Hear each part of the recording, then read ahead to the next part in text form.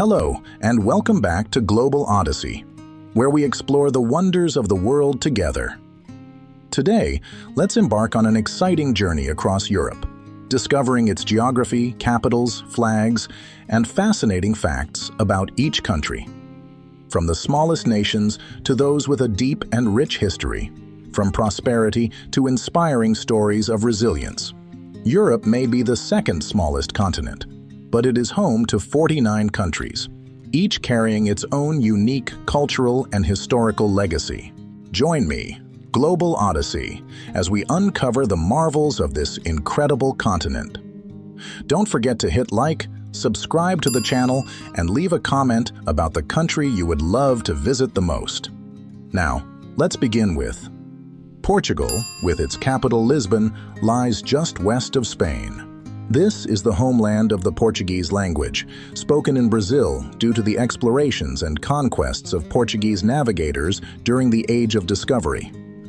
The country's rich history and cultural heritage are a testament to its adventurous spirit. Next is Spain, with its capital Madrid.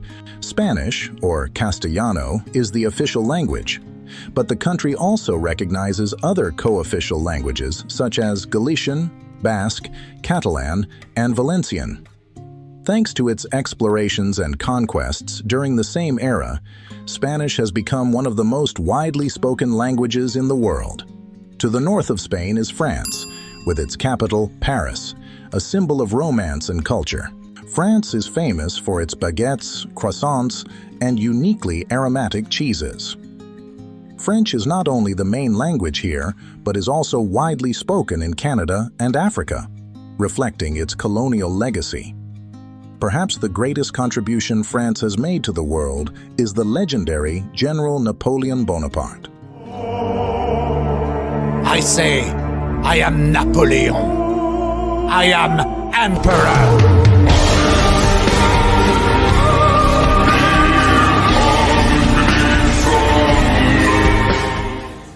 Nestled between Spain and France is the small country of Andorra, with its capital Andorra la Vella, which translates to Andorra the Old rather than Andorra the Beautiful. Catalan is the official language. This tiny microstate is home to just one city, 4 mountains, and a unique feature, a haven for YouTubers looking to avoid taxes. South of France is another microstate, Monaco, with its capital also named Monaco. This city-state is renowned for its luxurious casinos and the extravagant lifestyle of the super-rich. Monaco isn't just a symbol of opulence, it's also a top destination for those who appreciate glamour and grandeur. Italy has its capital in Rome, an ancient city with thousands of years of history, home to some of the greatest masterpieces in the world. Italians are not only proud of their rich culture, but are also globally renowned for pizza and pasta, 2 dishes that have become international culinary icons. It's hard not to admire them for this. At the heart of Italy, you'll find Vatican City, the smallest country in the world, with only about 600 residents, most of whom are priests and nuns. Additionally, San Marino, another microstate within Italy, boasts its own unique charm. Although small and with limited attractions, San Marino stands out with its peaceful atmosphere, unique historical heritage, and a particularly impressive medieval castle. Switzerland, the homeland of the famous Heidi story, has its capital in Bern. The country recognizes 4 official languages: German, French, Italian, and Romansh. Known as one of the most beautiful and wealthiest nations on Earth, Switzerland owes much of its prosperity to its banking secrecy policies, which have allowed fortunes from around the globe to be stored without questions about their origins. The United Kingdom, with its capital in London, is the birthplace of the English language, one of the most widely spoken languages in the world. Besides English, other languages like Scottish, Irish, and Welsh are also spoken in the UK. Thanks to the historical exploration and conquests of the British, English has become a global lingua franca. However, the country is often mistakenly referred to as England. when its full name is actually the United Kingdom of Great Britain and Northern Ireland. The UK is home to many famous landmarks, such as Stonehenge, the Houses of Parliament, and Hadrian's Wall, but cuisine is not their strongest suit.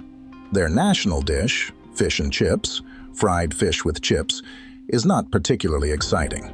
Nevertheless, they take pride in making it a culinary symbol. Honestly, their eating habits deserve some sympathy. To the east is Ireland, with its capital Dublin, where both Irish and English are the official languages. North of Ireland is Iceland, with its capital Reykjavik. This volcanic island, located far to the north, boasts a unique landscape combining lava fields and glaciers, making it a true natural wonder. Next is Norway, a wonderful country with its capital in Oslo. Norway is not only one of the wealthiest nations in the world, but also one of the most stunning, featuring breathtaking fjords and majestic glaciers. Right beside it is Sweden, with its capital Stockholm. Having lived here for 3 years, I must admit that Swedish cuisine is just average. The most famous dish is meatballs, served with mashed potatoes, a simple but well-loved meal among the locals. Just to the south, we arrive in Denmark, where the capital Copenhagen shines brightly. The people of Denmark are called Danes, a term that also inspired the name for the Viking warriors of the Middle Ages. As you may know, the Vikings were adventurous seafarers who traded, explored, and, when the opportunity arose, plundered, killed, and burned villages they encountered. These Vikings hailed from 3 nations, but today, each blames the others. The Danes claim their Vikings were the good ones, just traders. The Swedes insist they were the honorable ones, while the Norwegians and Danes were the true marauders. Meanwhile, the Norwegians swear their Vikings were kind and that the real raiders were the Swedes and Danes. In the end, the truth remains elusive, but it's likely all of them are making things up. So, we can safely say, we've been deceived.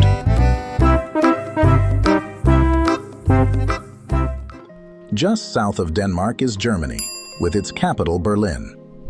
Today, Germany is a peaceful nation, an industrial powerhouse, and a leader in renewable energy in Europe. However, in the 20th century, Germany caused some minor issues as a key player in both World War I and World War II. After these upheavals, Germans began to relax and enjoy life, much to the relief of their European neighbors. Next is the Netherlands, which we often call Holland, but its official name is Países Bajos, translated from Netherlands, meaning lowlands. Unfortunately, we missed the chance to call it the Underlands, or Land of the Netherworld, which would have been far more intriguing. The capital of the Netherlands is Amsterdam, where much of the land lies below sea level, protected by a massive system of dikes. But if sea levels rise as predicted, the Dutch may have to live alongside a certain character who lives in a pineapple under the sea.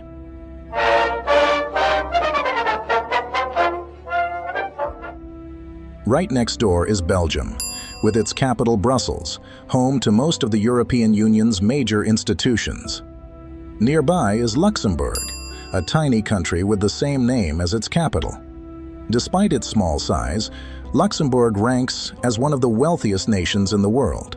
Further north, we reach Finland, whose capital is Helsinki, a serene and beautiful city. Close to Finland is the true giant, Russia, the largest country on Earth, spanning both Europe and Asia. Its capital is Moscow, and in the 20th century, Russia was known as the Union of Soviet Socialist Republics, USSR. The USSR exerted control over many neighboring countries through coercive means, leading to ongoing tensions with its neighbors.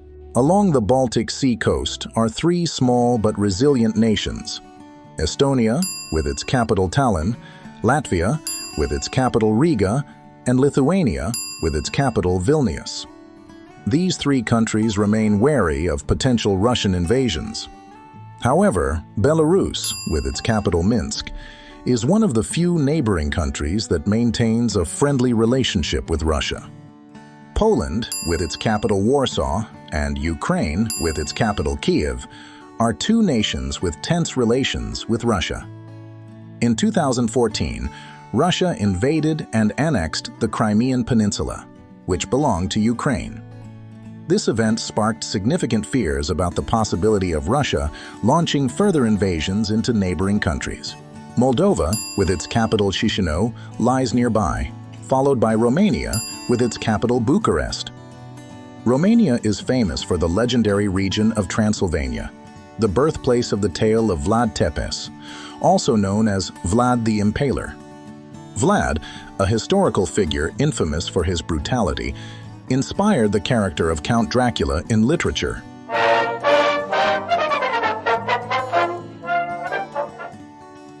Hungary, with its capital Budapest, captivates visitors with its stunning cityscape and the Parliament building, one of Europe's most magnificent architectural achievements.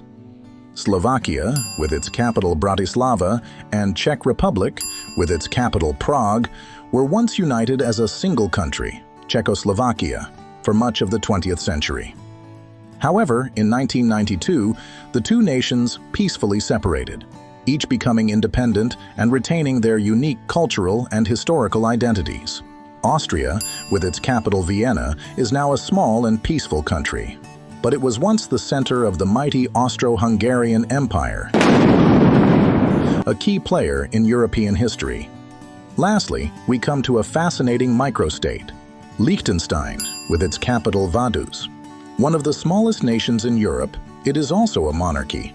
At its helm is a noble prince whose full name, Johannes Hans Adam Ferdinand Alois Joseph Maria Marco Daviano Pius von Liechtenstein, is so grand that if engraved on a plaque, it might extend beyond the country's borders. In the 20th century, students only needed to remember one country in this region, Yugoslavia. However, after its dissolution, today's students must learn about several newly independent nations. Truly, we sympathize with the current generation, as they now need to memorize the following countries: Slovenia, capital Ljubljana; Croatia, capital Zagreb; Bosnia and Herzegovina, capital Sarajevo; Montenegro, capital Podgorica; North Macedonia, capital Skopje; Serbia, capital Belgrade; and Kosovo, capital Pristina. However, not all countries in the world recognize Kosovo. Between 1998 and 1999, a conflict broke out between Serbia and Kosovo. After the war, Kosovo declared independence. While many countries have recognized this independence, others still have not. This is one of the complex legacies of the former Yugoslavia. The journey continues with Albania, capital Tirana, and Bulgaria, capital Sofia. Just to the south is Greece, the homeland of ancient Greek civilization, which produced masterpieces such as the Discobolus statue and the Parthenon temple. If you ask whether the Parthenon is well preserved, the answer would be partially yes, partially no. Further south of Italy, we find Malta, a small nation rich in history and culture. Its capital is Valletta, and the country consists of 3 main islands. Another independent island in the region is Cyprus, with its capital Nicosia.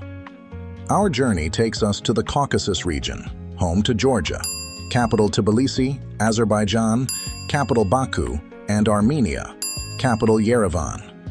This marks the conclusion of our exploration of Europe. We've reached the end of our journey through Europe. From small countries with fascinating stories to prosperous nations full of inspiration, each land carries its own unique charm. Europe is truly a magical continent where history, culture, and nature blend together to create a stunning tapestry. If you love stories about history, intriguing nations, or simply want to learn more about the world, stay with me, Global Odyssey. Don't forget to leave a comment sharing your thoughts or which countries you'd like to explore in the next video.